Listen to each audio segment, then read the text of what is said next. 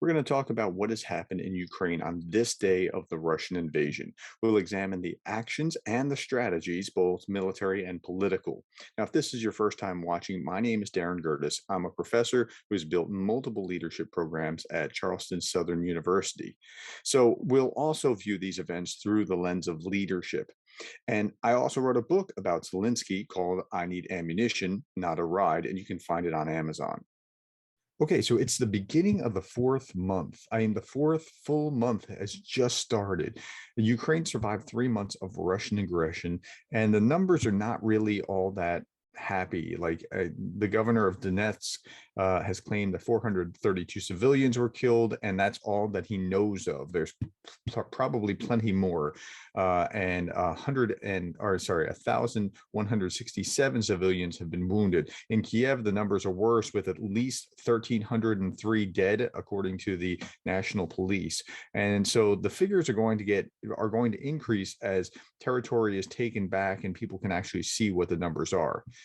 On March 2nd, less than a week into the war, if you remember, the Ukrainian Defense Ministry told the public that they, quote, a decision has been made to hand over captured Russian soldiers to their mothers if they come to collect them in Ukraine in Kiev. Now, the idea here was, look, hey, we're not the aggressors. I mean, mothers, come take your children. We don't want soldiers on our land, that kind of thing. And it was actually a really good PR move. It wasn't just hitting back. Like, imagine it would be a very different scenario if Ukraine had bombed Russian cities en masse and hit their population centers, because then who's the bad guy? We can't really tell. Now the railway, I can't pronounce the name of the railway company head has told the press, we are ready. This is another quote. We are ready to give free tickets to those Russian mothers who come pick up the bodies of their children's.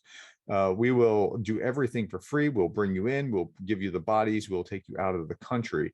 And again, it's a PR move, but it's a legit PR move. But it's really emphasizing that Ukrainians are different than Russians. Okay, so let's cover some other ground here. A lot has changed over the last 3 months. In the early days, it appeared that Russia was going to easily subdue Ukraine. The special military operation was supposed to be just a blitzkrieg, right? I mean, even the U.S. government thought that it was going to be over in 3 days, and it turned out to be much longer. And it's starting to turn into a longer entrenched war.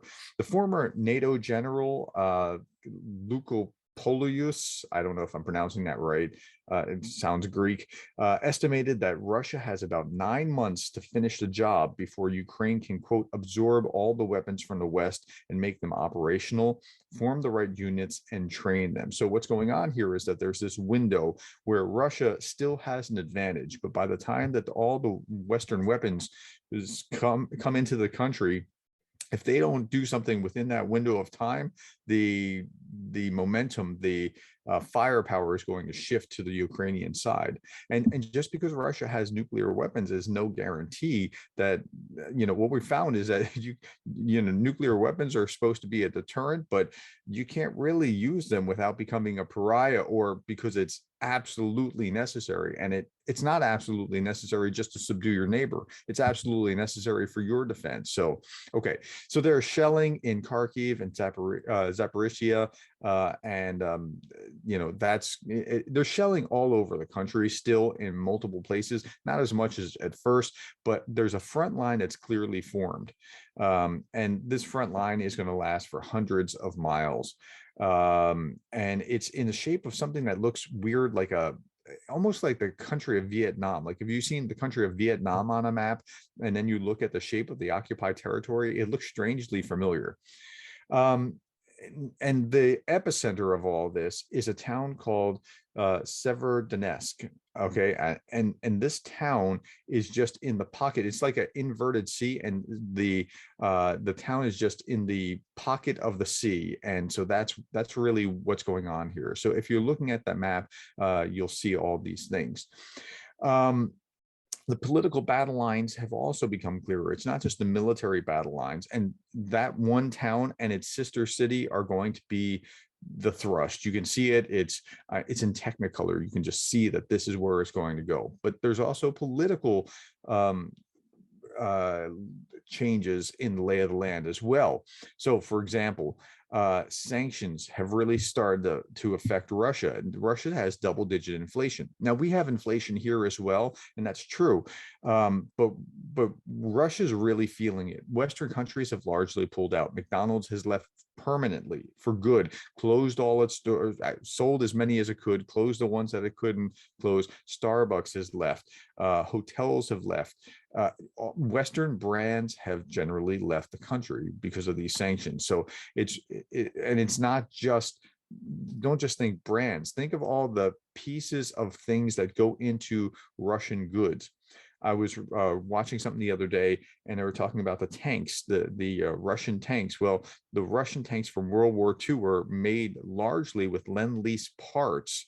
Not completely like this was all Lend-Lease parts, but many systems within it were made with Lend-Lease parts. So you're going to see that affect and start to cripple the economy.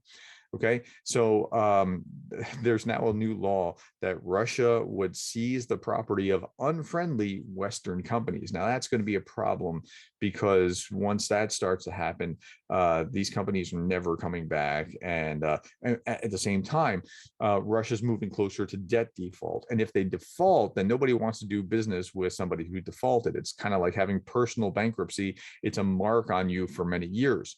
So Russia has not defaulted since 1917. If they default, they're going to have a devastating impact on their economy. Now, that won't stop the war right now, but it's going to adversely affect them for years to come. So that default will lead to a lack of investment, because nobody wants to play with you once you default. And then lack of investment leads to a slower or stagnating growth, and that leads to a lower standard of living. So you can't see it right now, but Russia is setting itself up for huge problems down the line economically if this doesn't come to a swift end. Putin was providing his people with a Band-Aid solution. He's going to give a 10% raise for minimum wage workers, which will be eroded, just like it's eroded right now when you go to the gas station in the US. Like if you get a 10% minimum wage raise, minimum wage in the US is $7 and change. So you get an extra 70 cents. That's all gone at the pump. Or when you buy eggs or other groceries, same kind of thing, but it's accelerated in Russia. So it's like putting a Band-Aid on cancer. It's not going to do anything. Putin said that trying to isolate Russia is impossible, and those who do it permanently hurt themselves. Okay, I mean, that may be true, but sanctions are hurting Russia more than it's hurting the West. It's not hurting enough to stop them yet, but it's hurting them. Okay, let's move on with some other news. During a speech in the Latvian Seima, that's their parliament, today, Zelensky thanked the Latvians for being one of the first to come to Ukraine's aid. And there's a reason for that. The Baltic states and Poland are Ukraine's best friend right now, because they know what it was like to be under Soviet domination, and they do not want to see a repeat. He said, quote, as early as 6 p.m. on February 23rd, stingers from Latvia arrived in Ukraine. The weapons we received from you in the first hour of Russia's full-scale aggression began to save the lives of our people. Ukraine will always remember your help. And there's some really interesting new alliances forming, like the animosity that's been there for centuries is gone. It's wiped out. And then, what also happened there was Latvia offered him an award. It was the Order of the Vesters. I don't know if I'm pronouncing that right. Vesters of the First Degree. It's the highest award of the people of Latvia. And he said, it was a great honor for me. And then he went on and said, I perceive this as a distinction, not of my personal activity, but of our common struggle. And that's the right tone, because, he keeps having to say, we're in this together. And that's the right thing for him to be doing. All right. So that's pretty much all that I have for today.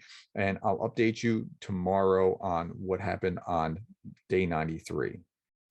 Hey, if this video was helpful, hit like to help others find it in YouTube's algorithm. Subscribe so that you can stay informed. And one more thing, if you are moved to contribute to the humanitarian aid for Ukraine, I have a link below for Samaritan's Purse.